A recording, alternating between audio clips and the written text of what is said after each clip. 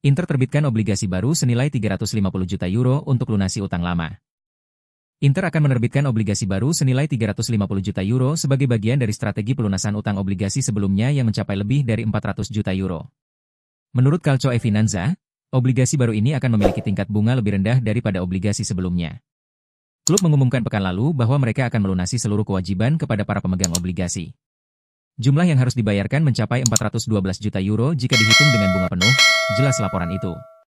Obligasi sebelumnya diterbitkan pada tahun 2022 saat Inter masih berada di bawah kepemilikan Suning. Meski jatuh tempo masih pada Februari 2027, manajemen Inter memilih untuk melunasi lebih awal. Pelunasan penuh ini dilakukan hampir 2 tahun sebelum jatuh tempo resmi obligasi. Pertanyaan besar pun muncul, dari mana sisa dana lebih dari 50 juta euro akan diperoleh? Ada 2 opsi utama yang dipertimbangkan klub untuk menutup kekurangan tersebut. Pertama, Oaktree Capital selaku pemilik bisa menyuntikkan dana langsung, ungkap laporan itu. Kedua, Inter bisa memanfaatkan pendapatan internal mereka, terutama setelah musim yang mencatat pemasukan tinggi, tutup Calcio e Finanza. Dengan menerbitkan obligasi baru ini, Inter akan menghemat 10 juta euro per musim dari bunga yang seharusnya dibayarkan.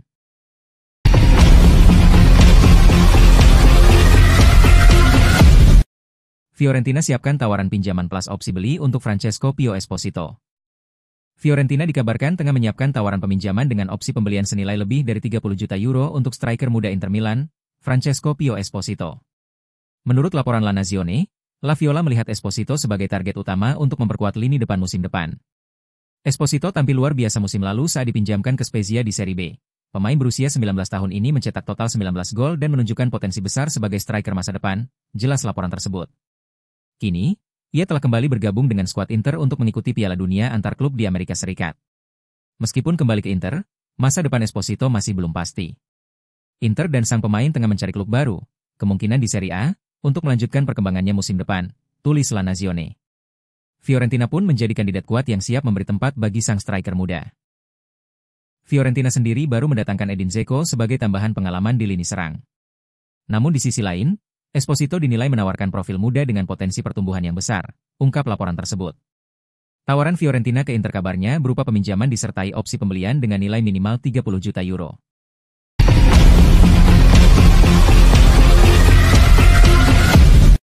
Juventus berpotensi disaingi oleh Inter Milan untuk mendapatkan Ederson Silva dari Atalanta pada bursa transfer musim panas ini jika Hakan Calhanoglu hengkang ke Galatasaray.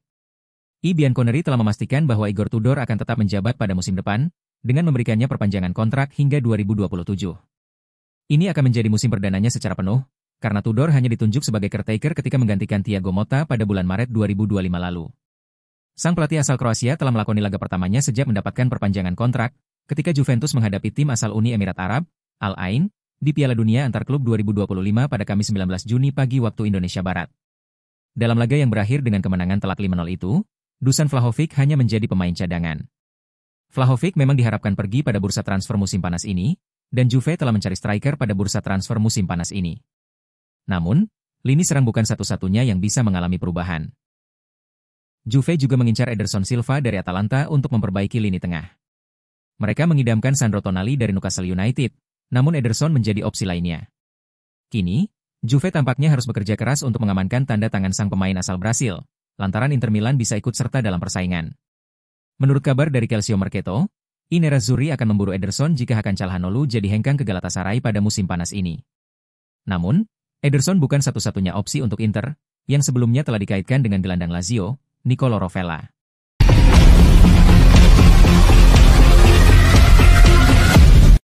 Pergantian pelatih yang dilakukan Inter Milan mulai menunjukkan dampak.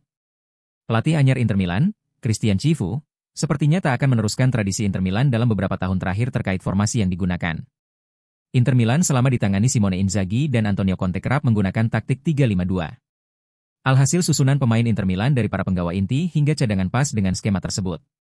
Chivu nampaknya tak ingin meneruskan formasi yang sama. Ia memiliki pandangan berbeda terkait taktik yang digunakan Nerazzurri. Pelatih asal Romania itu ingin Inter Milan beradaptasi dengan taktik 3-4-2-1 atau 3-4-1-2. Sebagaimana hal itu ditunjukkan Inter selama 45 menit kedua pada pertandingan Piala Dunia antar klub 2025 melawan Monterrey. Chivu mendorong Lautaro Martinez dan Sebastian Esposito sebagai penyerang Inter Milan di pertandingan itu. Ia akan terus memanfaatkan ajang Piala Dunia antar klub 2025 untuk memperkenalkan formasi baru kepada para anak asuhnya. Mereka malah bisa melakukan evaluasi pemain yang tak cocok dengan skema anyar tersebut. Masih ada waktu bagi Inter melakukan pembenahan dan perekrutan pemain yang bisa mendukung skema baru Cifu. Cifu akan menghadapi tantangan tersendiri dalam membangun skuad versinya di San Siro. Namun saat dirinya berhasil melakukannya, namanya akan harum di kalangan fans. Sebagai pemain yang pernah membela Inter dahulu, Cifu pastinya ingin melihat Inter kembali berjaya.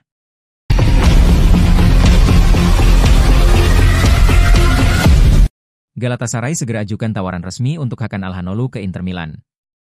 Galatasaray dikabarkan akan segera mengajukan tawaran resmi untuk gelandang Inter, Hakan Çalhanoğlu, dalam waktu dekat. Menurut Sport Mediaset, juara Turki itu siap membuka negosiasi setelah berminggu-minggu hanya berupa ketertarikan tanpa langkah konkret.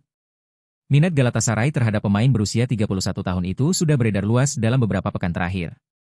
Meskipun belum ada pendekatan resmi, tidak diragukan lagi bahwa Galatasaray sangat serius memboyong Çalhanoğlu ke Istanbul, jelas Sport Mediaset. Klub tersebut dilaporkan siap menawarkan sekitar 20 juta euro.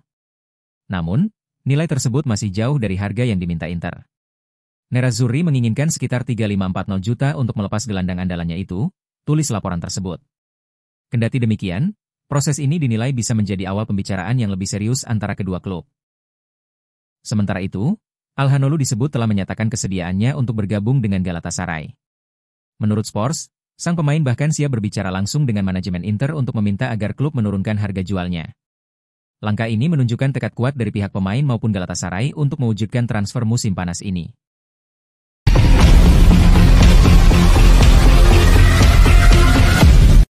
Manchester United berencana meminjamkan Marcus Rashford ke Inter Milan musim panas ini karena belum ada pembeli.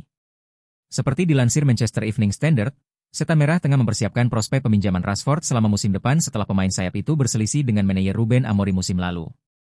Pemain berusia 26 tahun itu menikmati masa peminjamannya di Aston Villa pada paruh kedua musim lalu, tampil mengesankan di bawah manajer Unai Emery, tetapi klub memutuskan untuk tidak membayar klausul pembeliannya. Masalah terbesar adalah kontrak pemain berusia 27 tahun itu, yang membuatnya mendapatkan gaji 315.000 pound sterling per minggu. Gajinya yang tinggi telah membuat klub-klub seperti Villa dan baru-baru ini Barcelona enggan merekrut bintang United itu. Media tersebut melaporkan bahwa Inter Milan telah menanyakan tentang Rashford awal bulan ini, tetapi hanya sebagai pemain pinjaman, bukan sebagai pemain permanen. Rashford sendiri disebut-sebut tertarik untuk pindah ke klub finalis Liga Champions tahun lalu. Sumber yang dekat dengan Rashford menegaskan bahwa ia tidak siap menerima pemotongan gaji yang kemudian akan membuka pintu bagi banyak klub baru yang enggan merekrutnya musim panas ini.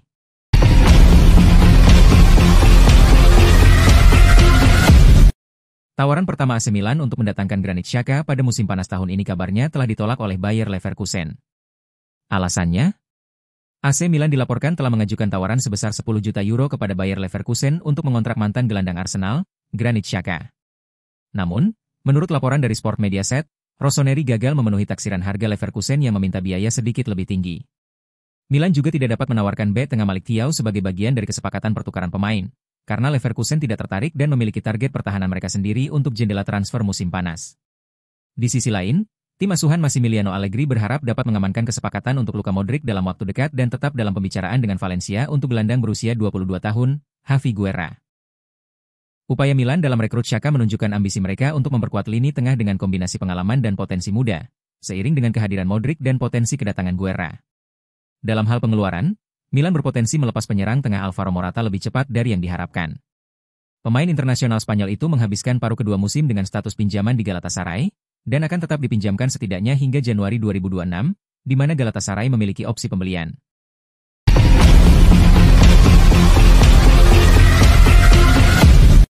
Matteo Darmian menyebut rekan barunya di Inter, Luis Enrique, sebagai pemain top dan menyatakan dirinya siap bergeser ke lini belakang jika sang pemain berhasil merebut tempat utama. Luis Enrique adalah pemain top, dia sudah menunjukkannya sejak sesi latihan pertamanya, ujar Darmian setelah hasil imbang 1-1 melawan Monterrey dalam laga pembuka fase grup Piala Dunia antar klub, dikutip dari Internews. Luis Enrique baru saja bergabung dengan Inter beberapa pekan lalu dan langsung menjalani debutnya melawan Monterrey. Kecepatannya dan kemampuan tekniknya terlihat jelas di laga itu, kata Darmian. Enrique diproyeksikan sebagai pelapis Denzel Dumfries di sisi kanan, bahkan berpotensi menjadi pesaing utama bagi bek sayap asal Belanda itu. Matteo Darmian sendiri selama ini menjadi opsi utama lainnya di posisi bek kanan Inter. Kami tahu semua pemain akan dibutuhkan musim depan, ucap pemain berusia 35 tahun itu. Ia menegaskan bahwa dirinya selalu siap dimainkan di posisi manapun jika dibutuhkan oleh pelatih. Saya selalu siap. Baik dimainkan sebagai wingback maupun back, entah 1 menit atau 90, kata Darmian. Ia juga menyampaikan bahwa dengan mentalitasnya, ia selalu ingin menjadi contoh bagi rekan-rekannya di tim. Dengan mentalitas saya ingin jadi panutan kapanpun saya bisa, tambahnya. Darmian juga menegaskan bahwa tim masih punya ruang untuk berkembang. Wajar jika ada sedikit kelelahan setelah musim yang panjang, tapi saat kami memasuki lapangan, semua itu hilang, pungkasnya. Kami selalu berusaha memberikan yang terbaik.